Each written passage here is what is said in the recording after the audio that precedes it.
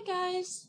Are you looking to find out how I like to dye my Aida? Here's some. This is white. I want to say 22 count, but I don't remember. Aida that I got at Michael's, and I thought I need some dark Aida, so I'm going to make it. And in this video, I'll show you what I did. So let's go.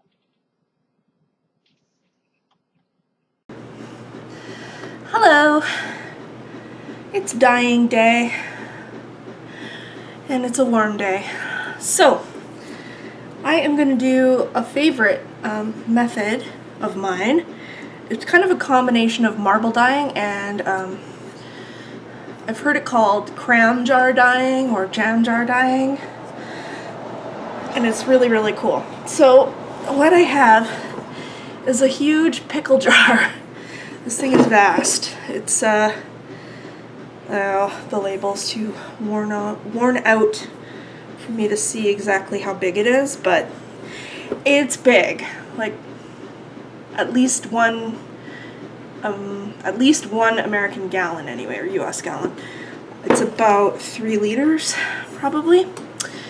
So that's the jar that I'm going to use because I've got some Aida here, and it is 18 count Aida, big piece of it. It's 29.5 inches by 36 inches, or 74.9 centimeters by 91.4 centimeters. So it's kind of big. So that's why I'm opting to use this giant jar.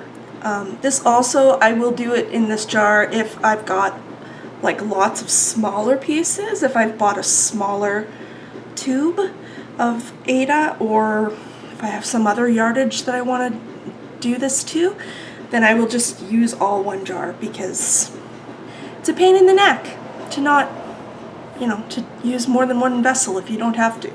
I have, just to scoop water and stuff, I have a measuring cup. It doesn't matter what size it is, but it is half a cup in case you are wondering.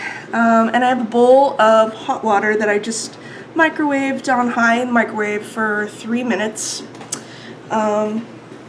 I've got some Pearl Grey, Rit, and Black. A lunch bag, like a plastic Ziploc thing. I've also got Smash. Don't need the jar right yet. I've also got stir sticks, just plastic coffee stir things. Whatever you've got is fine. And I've got 2 plastic cups, and I use these to mix the color. So I also have in a funny container, I have my soda ash. I wrote that on there so that I don't confuse it. Soda ash can be expensive depending where you are. It is basically, I make my own with Arm & Hammer baking powder, and it's that stuff that comes in the orange box that you put in the fridge. I can never remember if that's powder or soda. I think it's soda. Yeah, must be. Anyhow, you know what I mean, right? It's that stuff that's supposed to absorb odors in the fridge. Anyway, you take a box of that and you pour it in a Pyrex container. It can be a bowl or whatever you've got. And I bake it for about an hour or so on at about 400 Fahrenheit. And just reach in every now and again with a spoon and just kind of move it around. And that baking process makes it turn into soda ash. There is a chemical reaction that happens, and I forget what it is, but it doesn't stink, and so you don't have to worry about that. And when you put it in a container like this, it stays kind of controlled and all that, in case you're worried about it affecting your life adversely. So what I like to do first is open my container here, and it's pretty well ventilated in here, so I'm not overly worried about it. I dump in a bunch.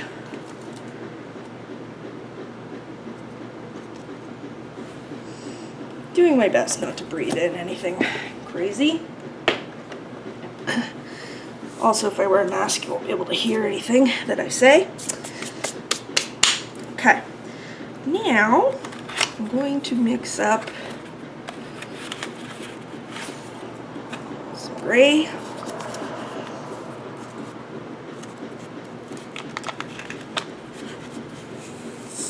And I never measure anything. I guess. I just guess at it.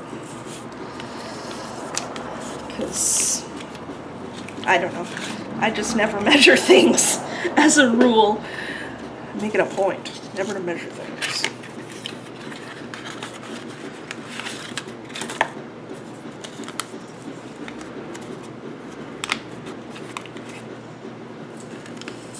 And I'm terrible for not wearing gloves, but Rit is supposed to be non-toxic. It's like the most common dye like this that you can find out there, in North America anyway. So, yeah. And I don't mind using powder because I like it if it gets a little bit speckly. I know some people really hate that. I don't, though.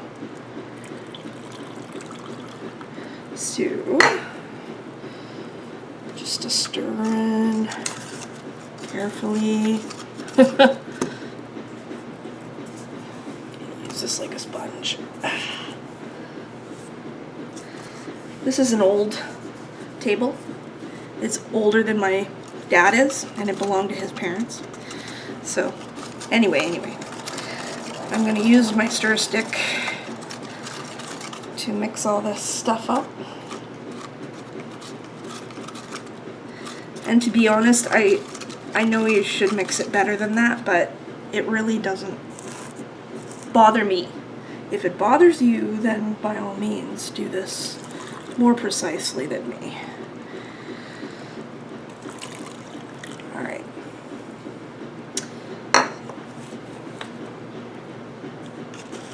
Stir, stir, stir.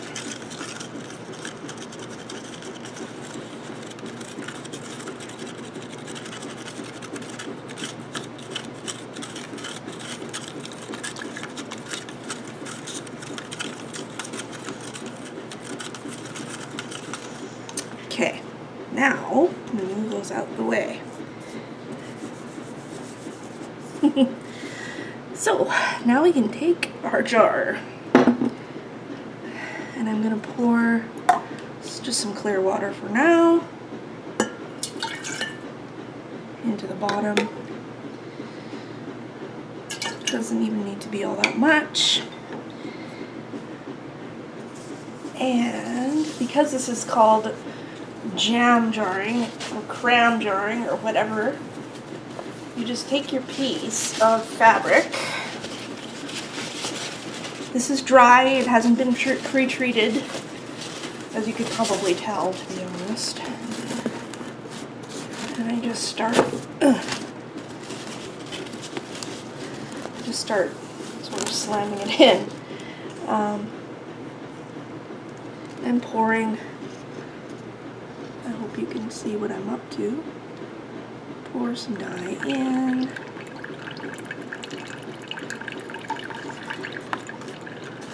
I like doing it this way because it keeps everything contained, and you can just let it sit.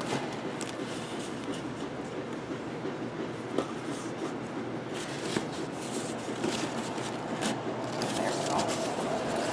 Once you get it kind of started, it gets easier. Ugh. And we'll pour some more this stuff in. I like to pour it kind of from all different directions so that you get these really cool splorches and splashes up the sides.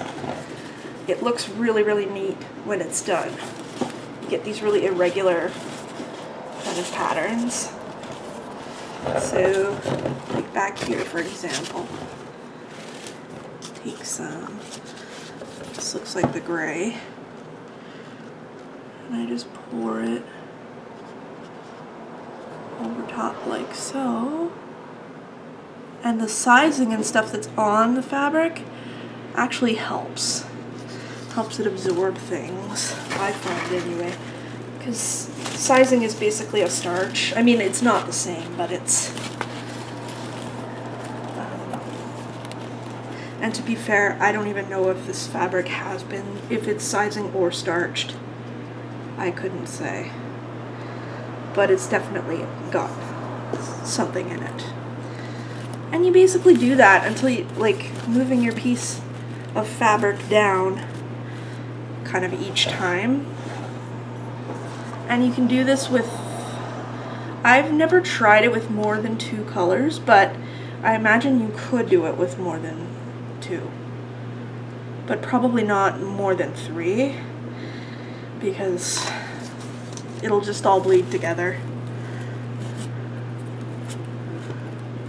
And you don't want that necessarily because it will turn brown. And that might not be what you want.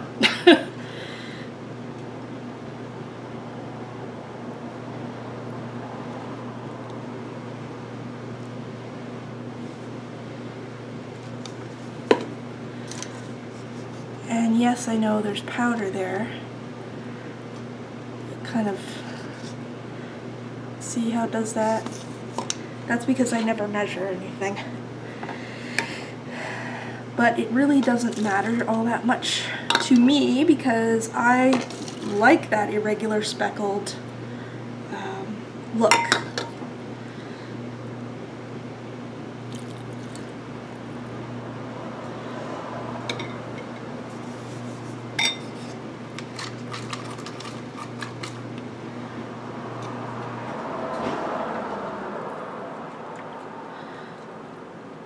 Though it looks like I'm just pouring a lot in one place, it's gonna look neat. It's gonna pool up and stuff.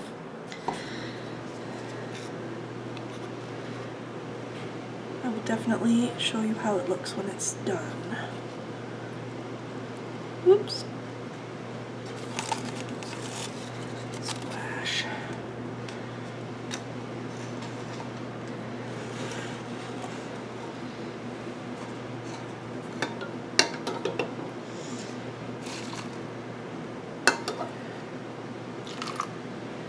And doing it this way, you might have to go back in and make some more color if you run out. And that's okay. There. I'm gonna call that good. Pour the rest of this in. Just for some heat. This is still warm. And I'm going to take my lunch bag, open it, and stick it. Hopefully, couldn't find my my plastic wrap. You can use that too. This way, it makes like a cone on top, and if there's lots of steam, there's space for it to go, space for it to condense. And in case you're looking for kind of some immediate gratification, this is a cross stitch that I finished. It's mounted on the back of a canvas, but this fabric, this Aida, was done with 3 colors in a jam jar. It was done with let me see, sunshine yellow, petal pink, and fuchsia. Those are the RIT color names. And that's what I did. That's all there was to it. So but I will definitely be back and I will show you how this turned out when it's done. Bye! Okay, so here's my jam jar, well, pickle jar, I guess, project. It's actually been a couple of days. The weather here has been really, really hot, so I haven't had a chance to rinse it out yet. But that's okay, because, you know, it's just been sitting in here, percolating for a while now, so it'll be really, really dark in some spots and lighter in others. So I'm going to rinse it and wash it a bunch, and I will show you what it looks like when it's all ready. Okay, here's the conclusion of the jam jar dyeing project. So this is really cool. For some reason, I guess it's a combination of the light in the closet here and just the weird thing that cameras do. They like to make things pink. This isn't pink, it's gray, but it's looking pink to you. It's not though. So basically it turned out the way I hoped, actually, because it's got these kind of random squishy patterns. It's got these really cool, I love that sort of texture. That comes from the powder, because it was a powder, obviously. And of course, because I was using black, you get these kind of random red and blue, and turns out purple because of the red and blue. So there is a bit of purple-ish color going on, which I'm fine with that. I like that. And you can tell that this side of the dye, or this side of the Aida, was the one that was kind of sitting lower into the, you know what I mean, into the bath, inside the jar. This stuff was on the kind of upper middle and upper portion. So yeah, I'm glad it worked out like this. So what I did to finish it was I rinsed it for a really long time, basically, you know, until it ran basically clear. And then I took my hand washing soap. It looks like a bar of soap, but it's actually for laundry. It sits here in my laundry area because it's where I do this kind of thing. It's Linda brand for some reason. That's a funny name, but it's Italian, an Italian product, and it you can get it at Dollar Tree. At least that's where I got mine. And excuse me, I brought it up here to the washing machine and I put it on a hot cycle, and I just kind of lathered the hand soap into the fabric here, and then I did a normal wash cycle. Then I washed it again with regular laundry detergent like I would with my clothing, which is, I use a liquid detergent, Tide or Sunlight or whatever you've got.